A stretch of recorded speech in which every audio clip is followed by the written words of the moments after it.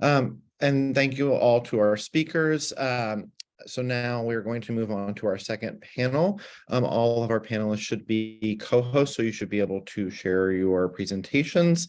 First, I just want to thank for those people who arrived maybe a little late. I want to re-thank our co-host for this event, Pratt Institute and the Graduate Program of Historic Preservation, and our co-sponsors, the AA New York Historic Building Committee, AA Brooklyn, Higgins Quasebarth Partners, and HEC's board president, John Bacon. And with that, I'd like to turn this over to our moderator for the next panel, Timothy Karp, Managing Director for the Chase Community Development Tax Credits Group at Chase. Great, thanks, Rampton. So my name is Tim Karp. I lead our historic tax credit equity platform at JP Morgan Chase. We're one of the largest historic tax credit equity investors in the country. We've also been the investor in a number of 4 NYCHA PACT projects that have used historic tax credits to preserve affordable housing.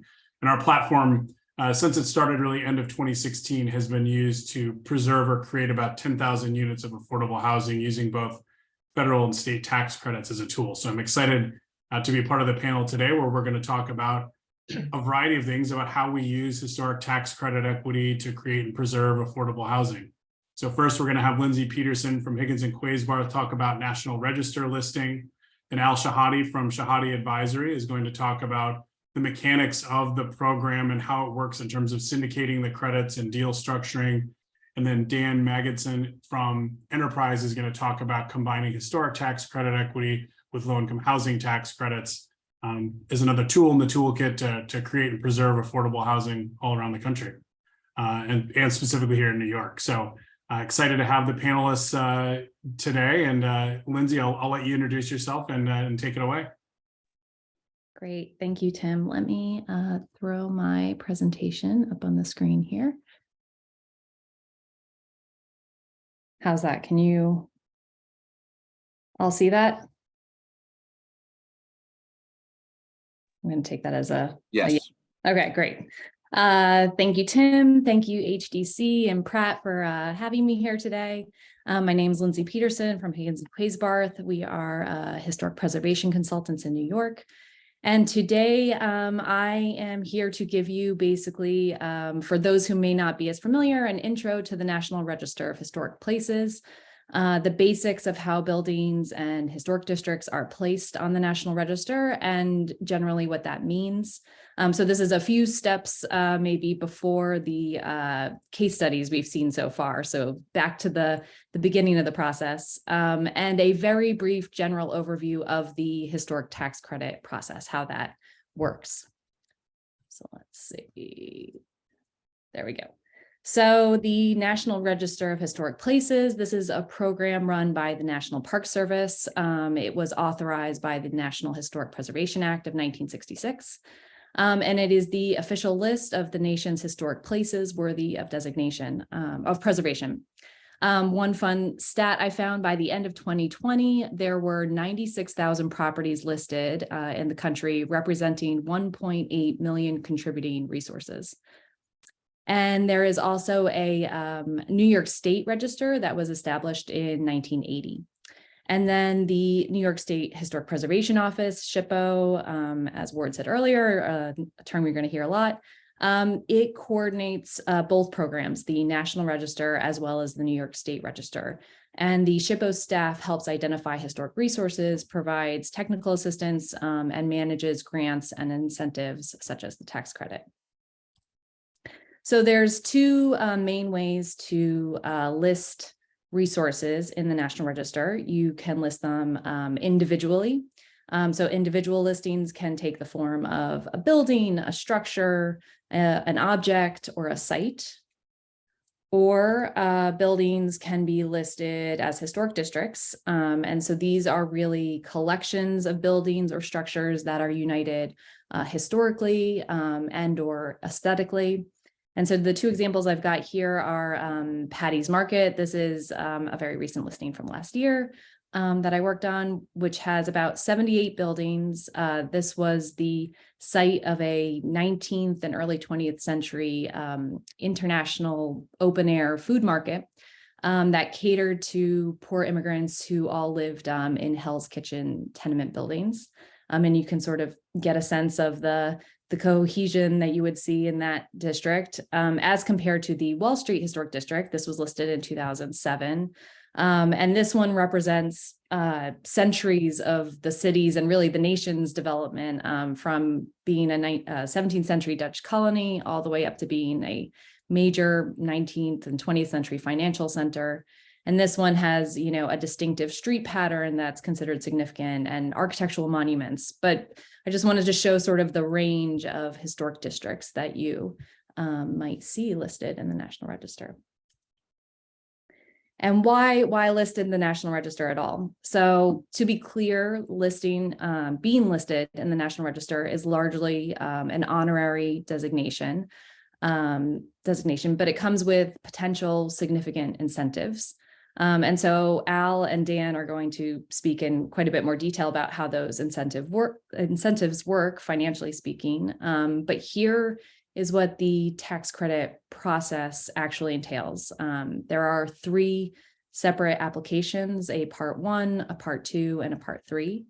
The Part 1 is the evaluation of significance. So either you have a building that is already listed on in the National Register, in which case no Part 1 is actually needed, or you have a building in an existing historic district, in which case the building needs to be contributing to the historic character of that historic district, or you have a building that's potentially not listed or not determined eligible at all, in which case a Part 1 will establish that significance and determination of eligibility.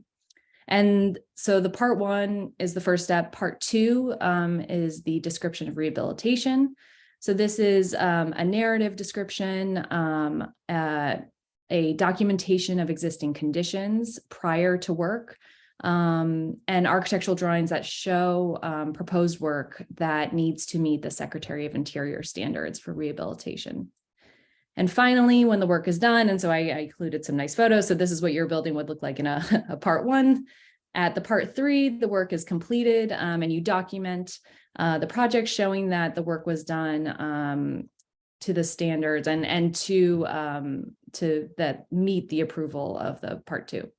And finally, if the building has not already been listed somewhere in this process, the building doesn't officially need to be listed in the National Register, and that is its own separate process. So how does a building become eligible for the National Register? There are 3 main things, lots of things to think about, but just to get a sense of what could be listed in the National Register, you'd have to think about age, significance, integrity. First of all, age. To be listed in the National Register, a building must be 50 years old because the National Park Service believes that it takes about 50 years to develop historical perspective and to evaluate significance.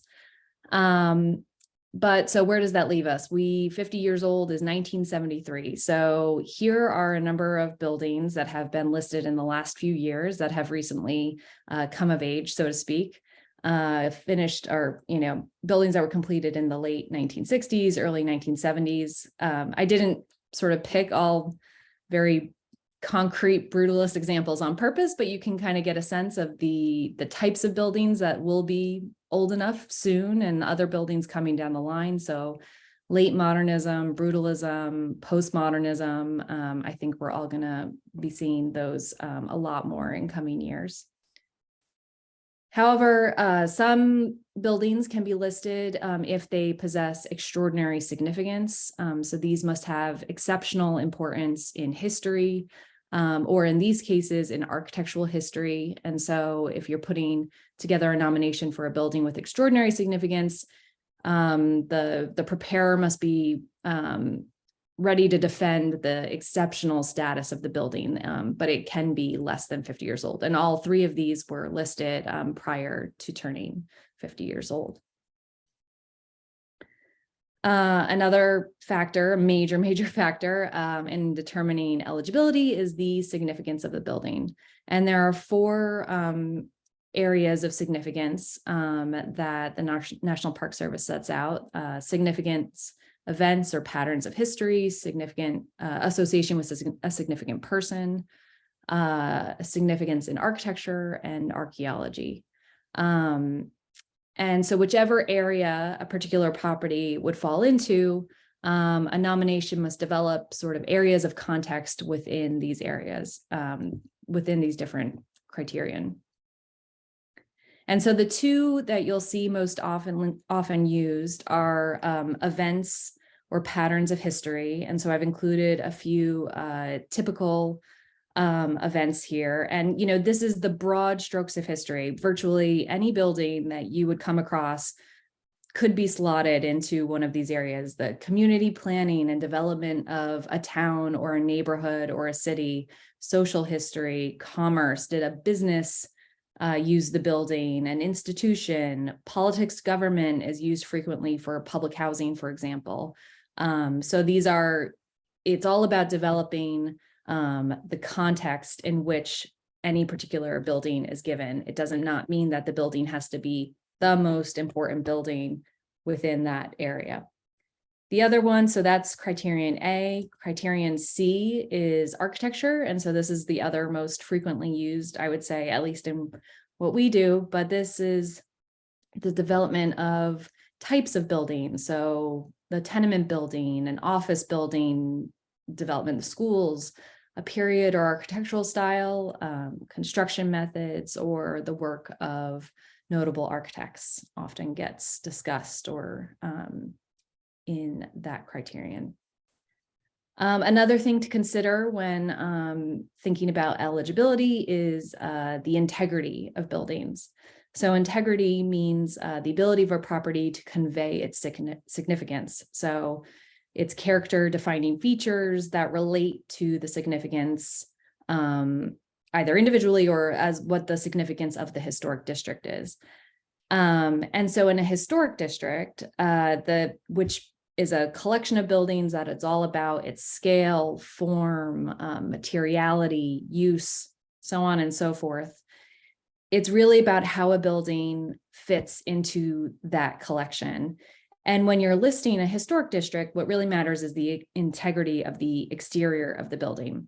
I included this example because this is within Patty's Market, and I don't think any one of us would ever look at this building as a great architectural gem.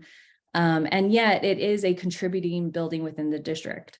Why? Because it maintains the original scale, the form of apologies, that's my doorbell, of a 19th century tenement building, the original fenestration pattern. It might be missing all of its original historic detail, but it maintains its storefront. And these were all important aspects of the Patty's Market nomination, was this development of the tenement, its association with the storefront and the street. So that's there.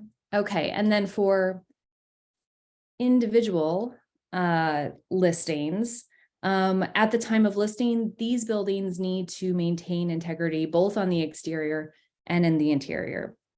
But that's not to say that they have to be in pristine condition. This is the Hunts Point Rail Station, which was designed by Cass Gilbert in 1908. This is up in the Bronx.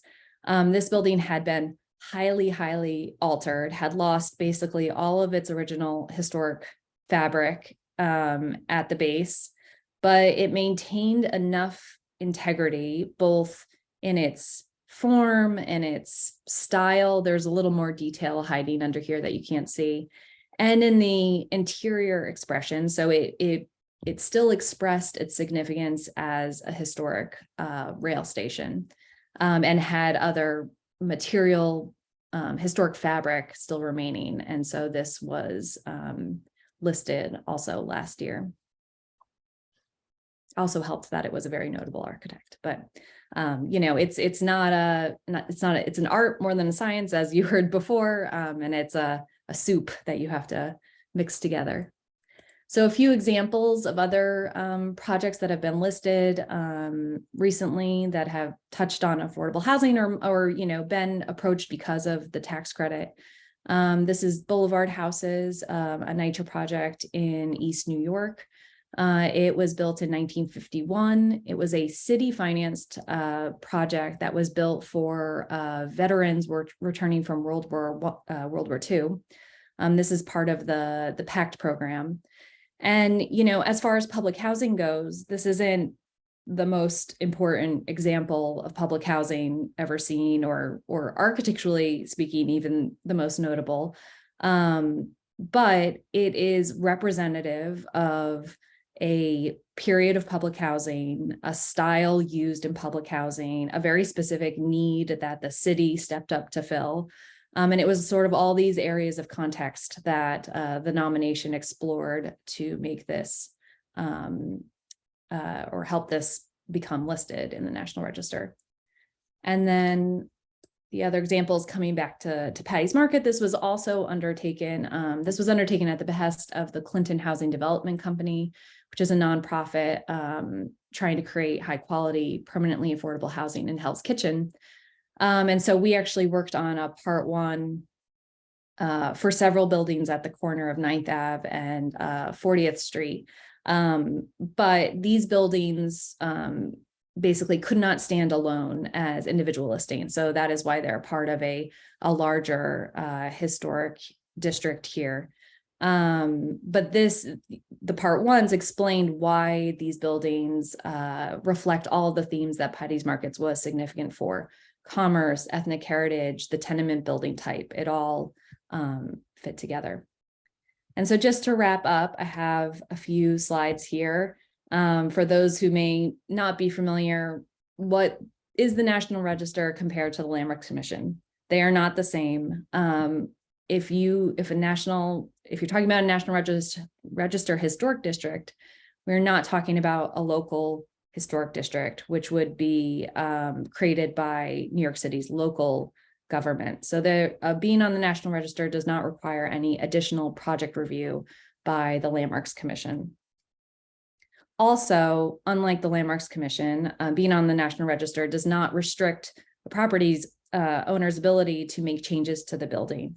There's one exception to this, and that is if a building is using state or federal money, it would require some review by SHPO when that work is undertaken, but that is, it is, like I said earlier, mostly honorary.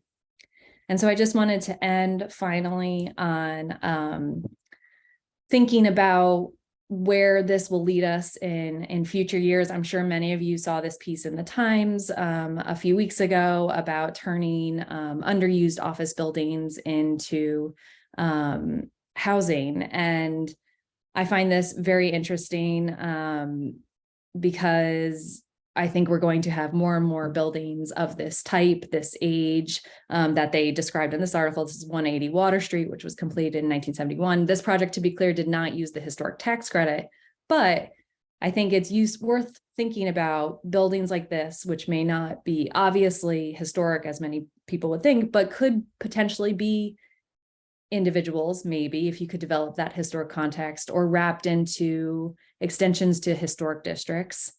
And so those are the part one challenges that you would have to think about beforehand. And then there's many part two challenges that, I thought this article was great in illustrating what those are. The operability of windows in mid-century office buildings would be a major issue, and deep, dark interiors where you would have to get legal light and air.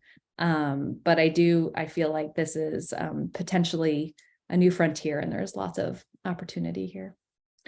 And that is it. Thank you.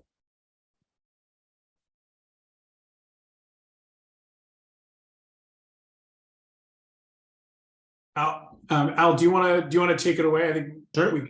We're a little ahead of schedule, and I think we've got a few questions that have begun to come in, but I think probably best handled at the end.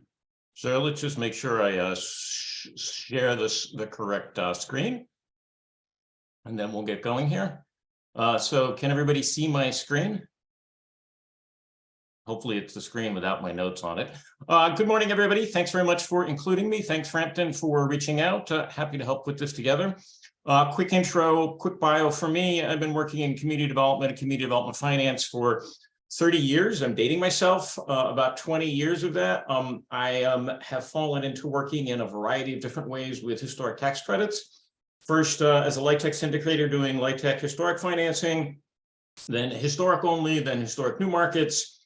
And for the past 4 years, I've got my own consulting practice working with a variety of complex financing, including represented owners and prospective developers of historic buildings and helping them monetize the historic tax credit. So I have the lovely task of trying to explain the tax credit, not the beautiful picture kind of stuff that Lindsay worked on, but really how does this work in terms of financials? And I have 15 minutes, so I'm going to jump right in. I have 3 goals. One, I'm going to try and do this at a high level, at the treetops level. You are not going to be an expert in the historic tax credit by the time I finish, but hopefully have a treetops level. 2, I want to address some common misconceptions about historics. Lindsay did a little bit of that. Some of the first panel did a little bit of that. But I think it's important to flag some things that hinder people from using historics. And last but not least, which I think is the goal of the whole panel, is to get people thinking about historics as a possible financing source for their next affordable housing project or some other economic development project that they're working on. So historic tax credits is the largest federal economic development program that nobody knows about. The National Park Service puts out a annual report every year that summarizes activity in the historic tax credit world. And the 2022 report summarized the 45 years since the historic tax credit came into implementation. You can see, I don't know, can you see my little screen here, or let me move that out of the way. In the 45 years since this program started, there's been close to 50,000 projects completed, 120 to $120 billion of economic investment, about 650,000 housing units created, and about 200,000 of those units are affordable. So those are big numbers. The Park Service report also includes summaries state by state. In this case, I pulled out the New York State totals for the last 5 years. New York State has had 500 projects utilize the historic tax credits, with about $4 billion of qualified rehabilitation expenses. And as I'll get into a little bit later, QREs are not the full development cost. So this is probably closer to $5 billion of investment. So for those of you who don't know what historic tax credits are, as my little fishy friend over here says, ooh, this is a lot of money. Maybe we should pay attention. So historic tax credits can be a pretty dry topic. So in addition to giving you a summary, I'm going to try and inject a little bit of humor here to keep people focused and make it a little more fun. So first, as these are the 5 most things that I think you should take away. 1, buildings do not have to be beautiful. Lindsay talked about this a lot. There is a real misconception about that, and I'll go into this more. 2, historic tax credits are as of right. 3, you earn the credit on almost all work done within an existing building. 4, if you syndicate the credits to an investor, outside investor like Tim, most of the equity does not have to be repaid, a substantial difference from, say, cash equity.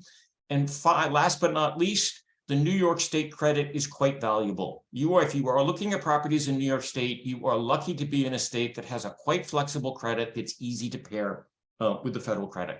And I'll go over each of these individually. So I'm going to try and liven things up a little bit and do a lightning round here. We'll see how well this works with the chat. I want to go through a couple of examples and ask really quick questions. Answer yes and no in the chat as quickly as you can. Normally, I do this as a raise your hands and in person. Do you think this building is ugly? Yes or no? Answer in the chat. I can't see the chat right now, so I can't quite monitor it. Maybe Frampton, you can monitor it for me. But I'm inviting audience to jump in here. Let's take about 5 seconds for that. If you and your grandmother were walking by this, would your grandmother say this is a beautiful building or an ugly building? Al, I think we've got a crowd here who's partial to old buildings. So lots of people saying, no, we don't think it's ugly. Okay. Is this historic? If you were taking your grandmother there, and maybe the crowd here probably knows the answer to this, do you think this is historic? give a couple seconds for the votes to flag in. Tim, maybe you can be my interpreter because I can't see the chat right now. I have someone who says yes, historic, but my grandmother would not agree. I don't know if that's his grandmother specifically, but So last question. This is in the New York metro area. How many people know this building? You getting crickets, Tim? getting crickets so far. No, haven't Okay, seen any fast yet. forward. This is the after photo. I'm not going to ask the question ugly, because if you didn't think the first one was ugly, you're not going to think this is ugly. How many of you have been to this building? Going to ask that same question again. Tim, what are we hearing? Not seeing anyone yet. Okay, I'll end the suspense. This is a former Nabisco box printing plant in Beacon, New York, located between downtown and the Hudson River line on the Hudson River. For those of you of my generation who had a fondness for animal crackers, this is where animal cracker boxes were printed. And of course, it is now Dia Beacon, and I bet half of you have been there. Second question, second round, getting a little bit closer to home.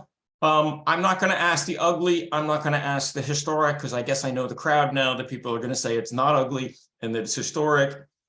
The question I'm going to ask, how many of you in New York City walk by a building like this every day? Going to Lindsay's point about broadening the framework of what's historic, look at this building and think about if you walk by it. This was included in the Pact 11 round of niches. It was one of the many grand apartment buildings from the Harlem Renaissance. It's on the east side of Lenox at 119th Street, once known as the Century Apartments. And it is a contributing building in the Mount Morris Park Historic District, so it is eligible for tax credits. And I think Tim is involved in providing the tax credits. This is the second reframing I want to give folks. And I think, Lindsay, you got a piece of this from Lindsay before. Buildings do not have to be gawker beautiful to be on the National Register and take advantage of the historic tax credit. So, second point that I talked about earlier, historic tax credits are as of right. So if Betty Crocker had a recipe for historic tax credits, and I'm not implicating Betty Crocker and historic tax credits, but I thought it'd be fun to do this as a recipe. This is what Betty's recipe would look like. 4 easy steps. List the building on the National Register, respect the historic fabric, complete a substantial rehab, and file your tax return. If you follow Betty's recipe, you will get historic tax credits as of right. For those of you who are experienced with affordable housing, I think you already know what's not included here. I can't think of an affordable housing subsidy that's available that doesn't have one or all of a fixed application deadline, a competitive allocation process, an annual volume cap, a per subsidy cap, something that means you have to get in queue, you have to wait, you can't do it when your building's ready to move forward.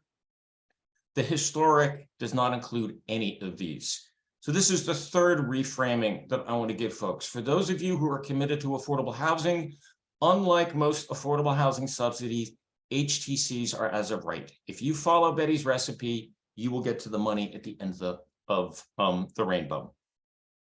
Listing the building on the National Register, Lindsay covered this in more detail and more expertise than I can. I will just repeat the piece that she talked about. Only one, these are the 4 more written out 4 criteria for getting the National Register. Only criteria C, only one of these 4 talks about the appearance of the building.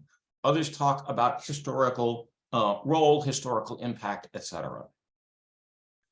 Respecting the building's historic structure, which is the second step in Betty's recipe. Lindsay also covered some of the steps. I think you heard from the first two development teams. There are multiple historic preservation expert consultants in the city, including Higgins, that can help you with this. Basically, going through the part 1, the part 2, and the part 3, you have to respect the building's historic fabric. A piece that's important, and what I'll call my 4th reframing, you're required to respect the historic fabric that is there now. You are not required to restore what was there 100 years ago. So go back to some of the first example, where they were working with tenement buildings that were modified in the 1970s, they were required to respect the character of the building now and not fully replicate the tenement structure that was there 100 years ago when it was built. So this is the meat of what I want to talk about. The third step in Betty's recipe: you need to complete a substantial rehab. This is the rather stilted language IRS definition of what a substantial rehab is.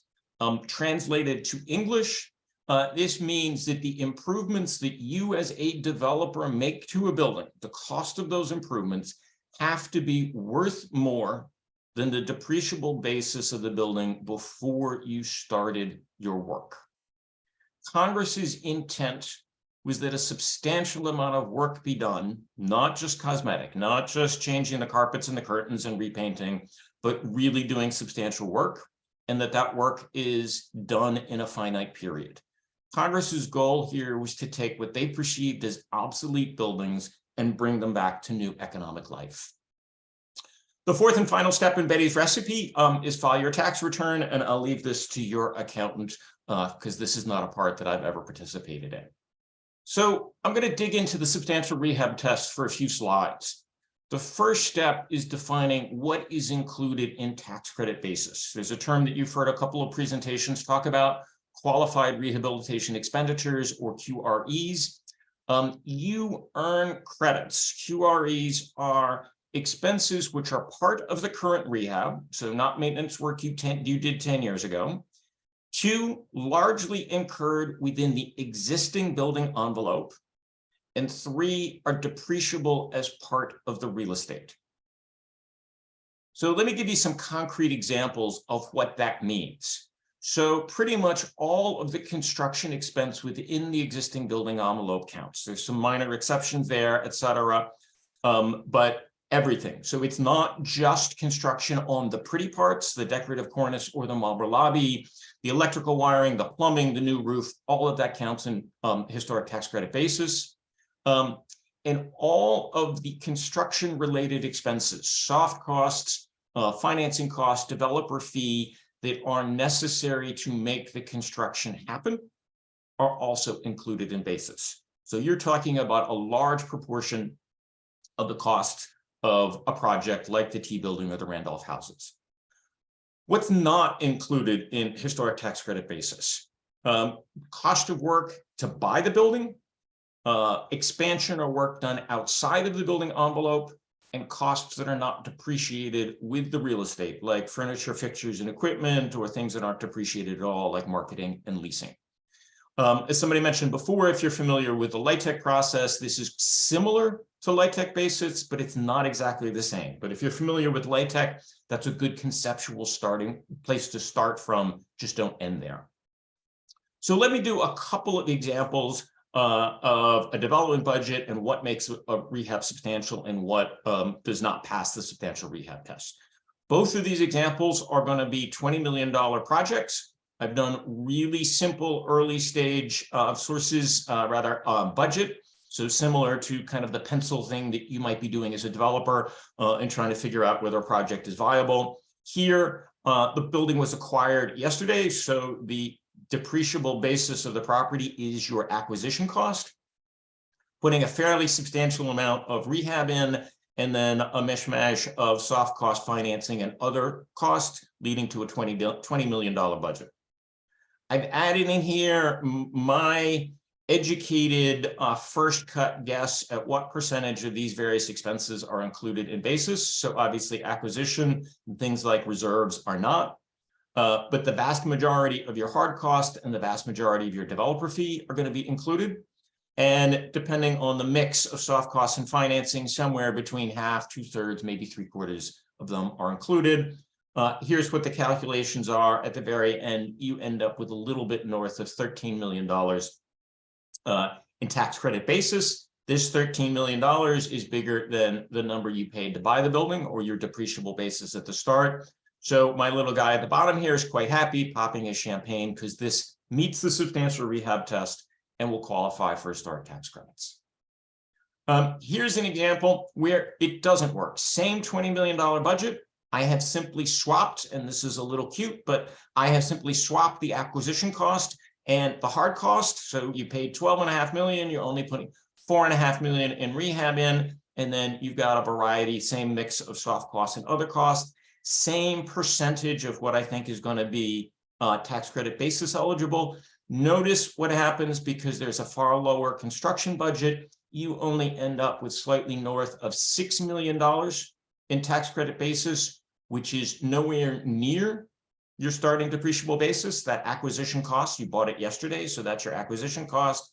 So Betty Boop is a very unhappy developer. Her building does not pass the substantial rehab test, and she's not going to be eligible for tax credits. So this is how you calculate the credit. There's some more basics about the credit. If you pass the substantial rehab test, the credits are 20% of tax credit basis.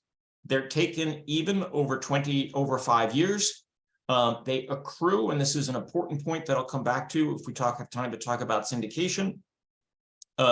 They accrue to the owner of the building at completion, and they can be carried forward and carried back if you are using them yourself. So a couple of quick examples. That same budget that passed the substantial rehab test, if you take 20% of that, this project is going to earn about $2.65 million in historic tax credits. This is just the federal credit. There will be a similarly sized state credit. If you take the credit yourself, if you are a corporation that can do this, that's the value of the credit for you as a taxpayer. If you, going one slide too fast, if you can't use this and you reach out to somebody like Tim to become an investor and syndicate the credit, they are going to pay you less than $1 per dollar of the credit because they take it over time, et cetera. But here is a conservative estimate of what an investor would pay for the historic tax credits. This is the federal historic tax credits. You get about $2.1 million in historic tax credit equity. If you shave off a little extra cost for legal, preservation consultant, whatever, you're probably talking about $2 million net to the project. I won't do a similar calculation for the state credits. The state credits come in a little bit under 2 million. So a ballpark figure is you're looking at $4 million of equity for this project. I don't really have time to talk about syndication today, other than flagging if you can't use the credit yourself, you need to bring in somebody from the outside, an investor who becomes a member of the ownership entity prior to placement in service. I can't tell you the number of times people have called me after a tenant moved in and said, can I take the credits? You have to bring in your investor before the building is placed in service. One of the items that I talked about before that if we had more time, I'd go into more detail. Unlike cash investors who want their money back plus a return, an historic investor is probably looking at 2, 5, maybe a little bit more than 5% of the money back as the price to exit after the compliance period ends. This is negotiated and depends on specifics of the deal, but the reality is the overwhelming majority of that tax credit equity stays with the project. If we had time to talk about syndication, there's a whole host of ins and outs of syndication that Dan and Tim and I could talk about. If there's interest, you can let Frampton know, and maybe we set up a 201 session at a future date. Last but not least, New York State has a well-designed tag-along credit. You have to do the federal credit to get it, but if you do the federal credit, you get a 20% credit against a variety of New York State taxes. It functions to a certain point exactly like the federal credit, with 3 major differences. The pricing is lower simply because state tax rates are lower than the federal tax rate. So saving $1 of income is worth left on your state taxes. 2, it is capped at $5 million per project. So if you have a very large project, you are capped at $5 million. And it is limited to what are called qualified census tracts. Census tracts where the income is less than the state AMI. And this really reinforces the idea that while the credit is a preservation tool, it is also an economic development tool. And New York State has made it quite explicit they want to see this money flow into the less well-off parts of the state. And in New York City, that really means Upper Manhattan and the outer boroughs. So that ends my presentation. I thank you for listening. I hope that wasn't too fast. Happy to take questions later, and also happy to speak to people individually afterwards if you want to give me a shout. Great, thanks, Al. Appreciate that overview. Now I'll pass it along to Dan Magidson from Enterprise. Thank you. Let me just share my screen here.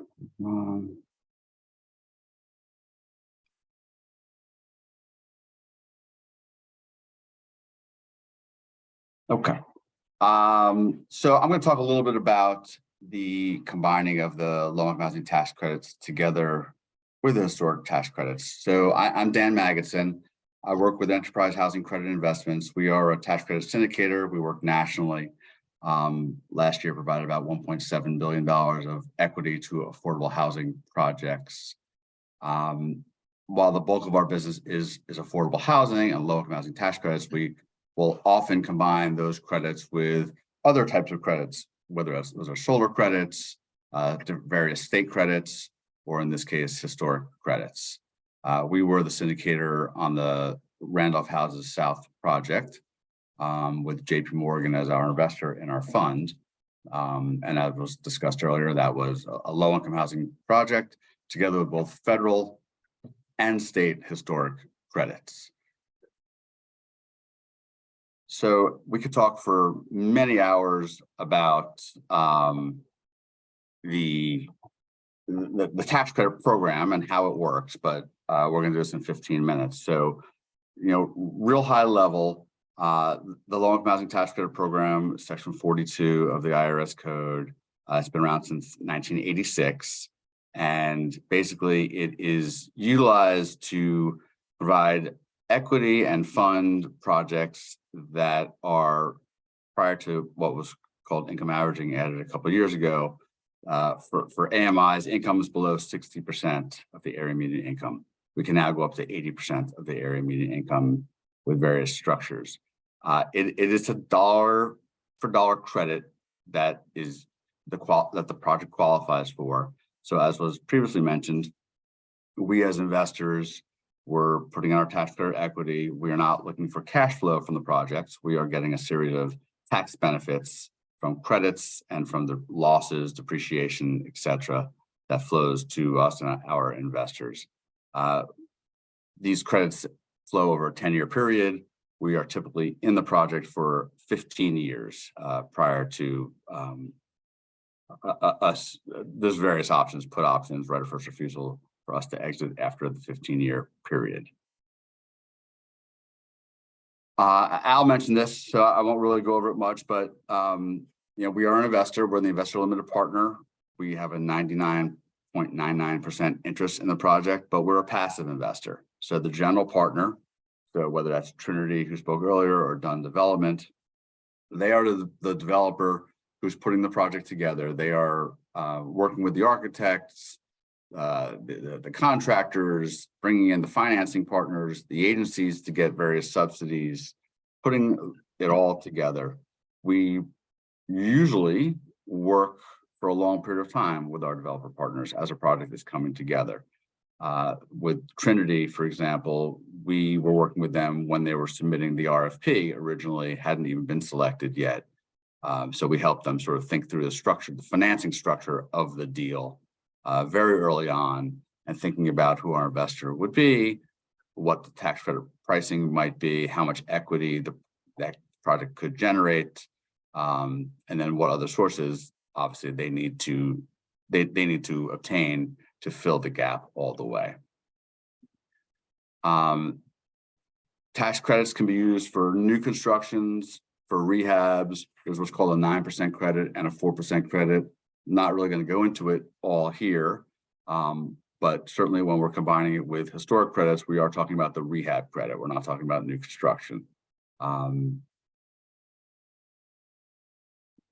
I think the difference between the Randolph Houses project and the T building, you may have noticed that the Randolph Houses utilized 4% tax credits, while the T building actually used 9% tax credits. The big difference between those two, there's a bunch of differences, but the big one I would say is the 9% is a competitive credit. which must be applied for, and you have to score. The 4% credit utilizes tax-exempt bonds, and it's a little bit more like you structure your deal and you wait in line and you work with the agencies when the project is ready to be funded. And for larger projects, we would typically see 4% credits here in New York, but that's not across the board. Mark did mention that was the largest 9% award that the city has ever done. That sort of ties into what I'm saying there. Al talked a little bit about eligible basis. So the eligible basis is the calculation to really determine how many credits the project is eligible for. And that will directly impact what our equity investment is, how much we're paying for the project. In addition to sort of land related costs. And so this is just to be clear for the low-income housing tax credits. It gets adjusted a little bit with the historics, but reserves, some of the financing costs are not eligible. The building acquisition can be an eligible cost for the low-income housing tax credit. That's just the building portion. So we would get an appraisal. If we're acquiring a building with land, it's not the land, but the building side as well, only. And then we do need to take out for the low-income housing tax credits, the amount of the historic tax credits that we end up taking on the project. So I'm going to go through some of the math on this just to demonstrate how this works, what it means financially when you combine the credits together. So this is an example of just a straight low-income housing tax credit project, no historic credits. $40 million of development, of total development budget, $3 million ineligible.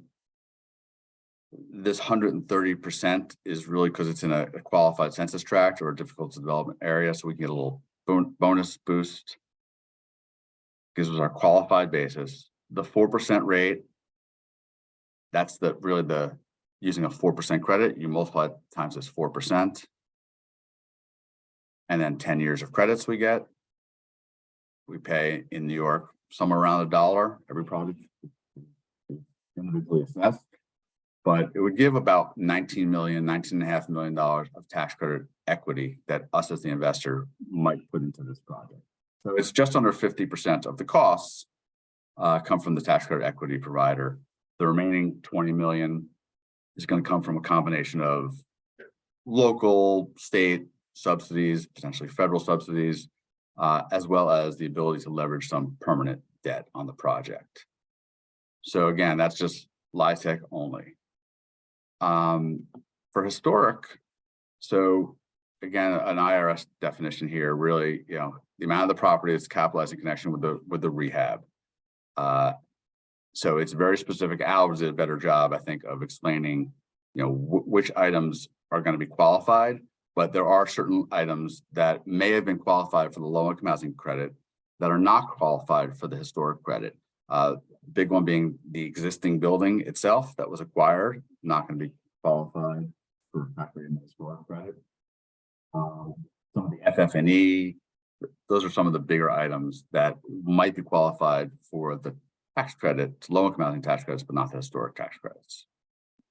So same project, not an affordable housing deal. So it could be a market rate project that's just going to utilize the federal historic tax credit. So the same $40 million of development costs, same $3 million of ineligible costs, but then another $1.5 million of non-historic eligible costs.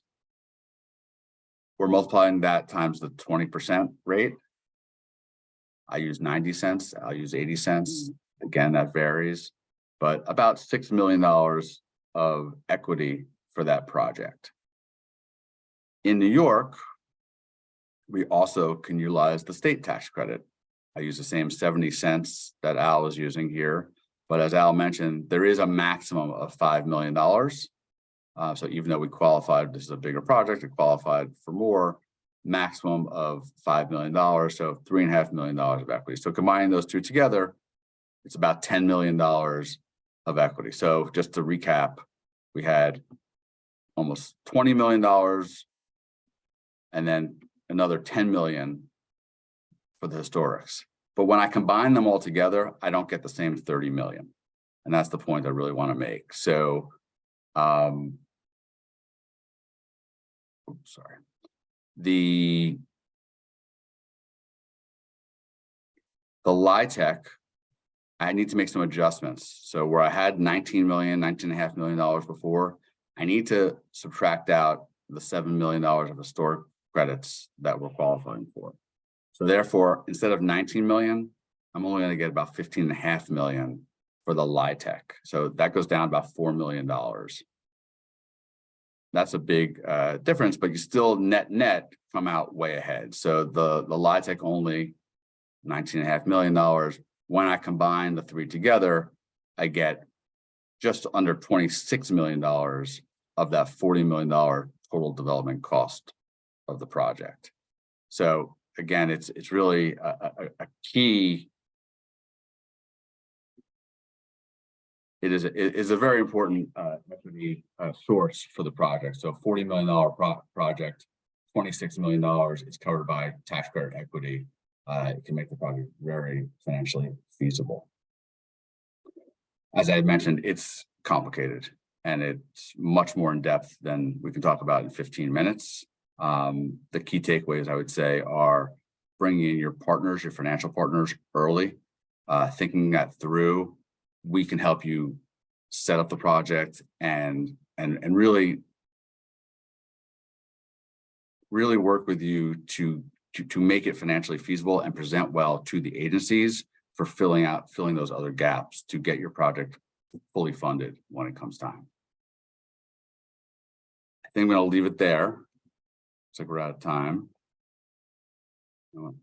Great, thanks, Dan. And I think that is one of the key points, right? Is that historic tax credit equity, particularly when in New York, you've got a federal and a state credit that can be paired together, can often take the place of some other subsidy or reduce the amount of other subsidy that needs to be provided by state or local government. So I think thank you for doing that math. Certainly shows the power in utilizing both credits here.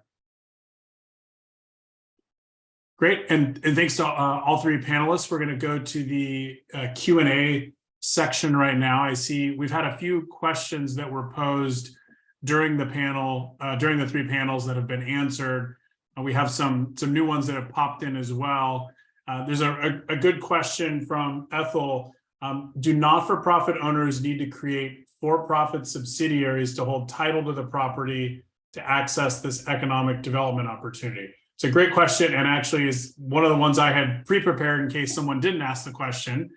So I don't know if any of the panelists want to take a crack at that one. It's a great question because it's something we do often deal with in the industry. The short answer is yes. To get a tax credit, you have to be a taxpayer. So quite common in the LIHTC world. It's also quite common in the historic world. Setting up an affiliate that becomes a member of a taxable entity. There's some choices that you have to make in the tax structuring. It will be an entity that you control. But yes, you do have to set up an entity either to own the property or just to make clear for some of the, for example, the PACT project that NYCHA is doing. NYCHA is not transferring physical ownership. They are doing long-term leases to transfer federal tax ownership. And you can also be a long-term lessee. The long-term lessee would have to be a taxable entity. Yeah, sorry, go ahead, Dan. I was just going to add that the tax credit entity, the partnership that an investor comes into is a for-profit, as Al said. But as part of that, there's a right of first refusal that we would add for the not-for-profit to acquire ownership at the end. So while there is a for-profit taxpayer during that investment period, the ownership can go back to the not-for-profit. And I'd add too that we also will occasionally see this in the market rate context, even where you've got a REIT who may own a piece of real estate. A REIT is a non-tax paying entity, and we have to use some of the same tools and mechanisms. The most common is using what's called a 168H blocker corporation. 168H refers to the section of the tax code that allows nonprofit to be taxed as a for-profit entity. So that is the most frequent mechanism that we use and is something we think a lot about. And I would also add that the Historic Tax Credit Coalition is always engaged with Washington and policymakers in terms of trying to make improvements to the program. And this is one of the areas that they've identified is can we solve some of this through policy instead of having to do all the accounting hoops that we have to go through now. So it's a great question and something we think a lot about and structure around. Okay. Another question came through on here. Since tax credit programs require substantial rehabilitation, can an owner qualify by aggregating projects that are under separate contracts as with phased projects? Answer is maybe.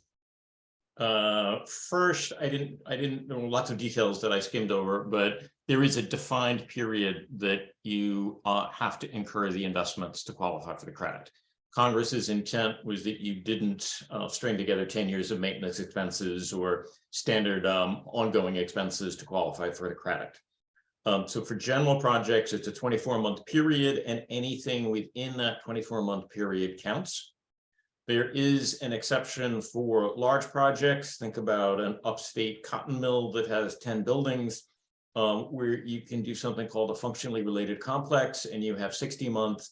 And each of those projects would be done separately, and you might not only have separate construction contracts, you might have separate investors, you would have separate debt, and those each individually would meet the substantial rehab test. Great. And Lindsay, I have a question for you. When should a building owner start or think about the National Register listing process or the finding of significance?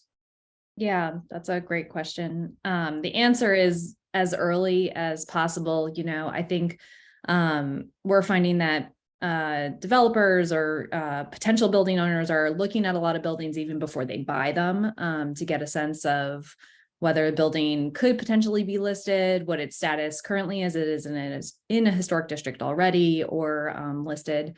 But that's not to say that it's not possible to consider it a little later into the process. We've also had projects, and I wouldn't recommend this, but that have completed their work already, but it's a building in a district and the work in the end did meet the standards. The problem is documenting the pre-work conditions. So if you can document the pre-work conditions, the work meets the standards and it's already listed, you might be good to go. But generally speaking, thinking about listing issues upfront long before even the work is fleshed out is the best way to go. And I think that's an important point about the pre-work conditions, right? Because that can give you some flexibility in terms of the end product with the construction. I've certainly seen projects where the initial read was, oh, you need to preserve all these windows. And then the development teams were able to go through and document over half the windows were inoperable. Therefore, you know, we need to replace them, right? And so I think documenting that up front is a lot easier than doing it after the fact. Absolutely. Tim, I'll throw one more thing in there. You'll often see very sophisticated developers include some level of historic review in the due diligence between an acquisition contract and closing on it.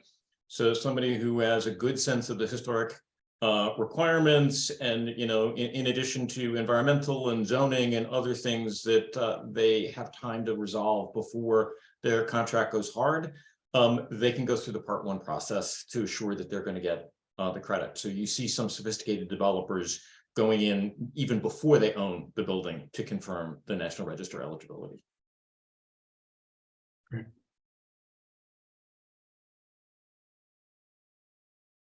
And Dan, when you're combining low-income housing tax credits with historic tax credits, are you seeing any specific design elements that developers should consider as a part of that process? Or, you know, in some cases, right, with some of the PAC deals, there aren't that many considerations because you've got existing tenants and existing units. Can you talk a little bit more about that?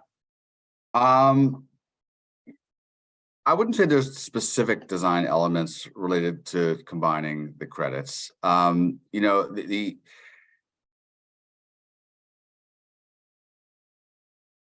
design of the working with your architect up front, right, and structuring it so that you're qualifying is the key. But But no, I don't think there's anything specific when you're doing it with the low-income tax credit that I can think of, unless I'm missing something.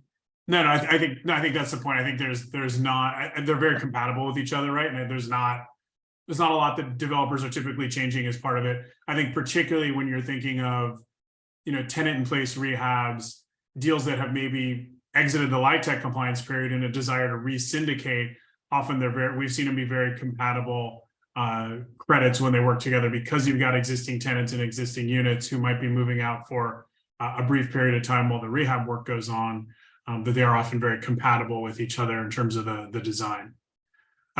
Someone asked a question in the Q&A that I know folks have varying degrees of accessing the Q&A, some on phones, some on computers, some on tablets. So I'll just ask the question here because I think it ties into what we're talking about now.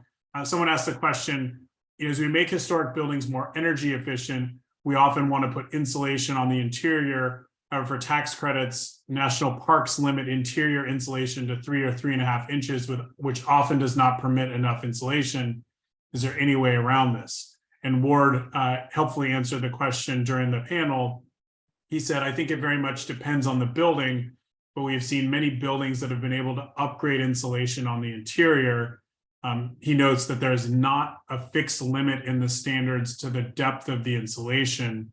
The much harder question is adding insulation to the exterior, like recladding buildings. We've seen that with a lot of NYCHA PAC deals where folks really have to pick a path, right? Of, am I going to reclad the buildings and not use historics? Or am I going to figure out another way to upgrade building systems and insulation on the interior and use federal and state historic tax credits? So that's definitely a consideration. I think the other thing that the industry thinks about is when we think about, environmental aspects of what we're doing, creating or preserving the building that we've got is a lot more energy efficient than tearing this one down and building a new one, whatever the operating cost savings might be of the new building versus the old. So I think that's an important thing that we're always thinking about.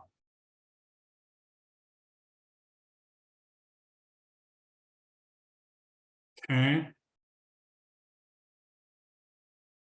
I don't see any new questions in the Q&A.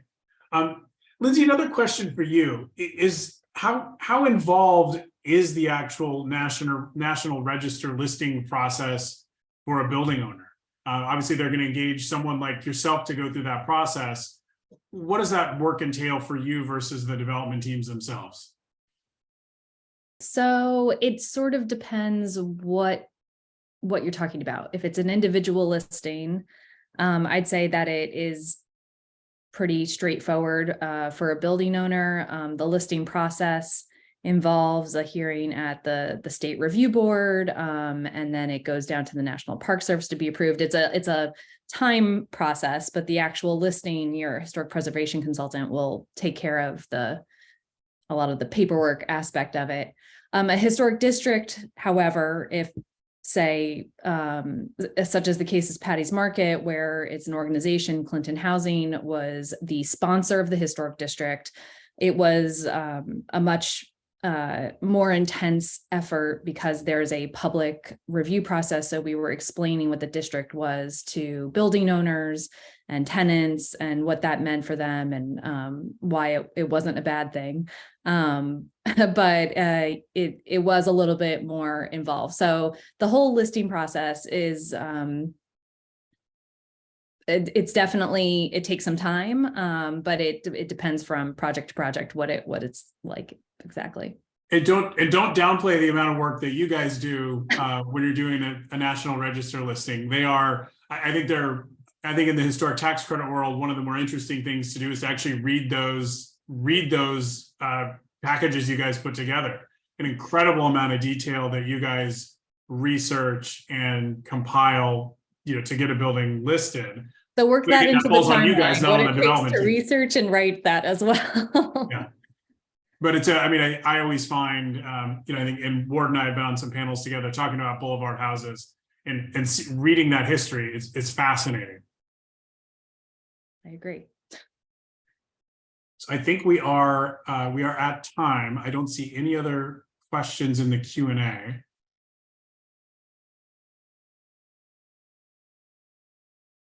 Frampton, do we want to move to the next, or do we have some live questions? Are we moving to the next panel? Yeah, I think we're good. Thank you so Great. much, Tim, Thanks, everyone. Appreciate the time.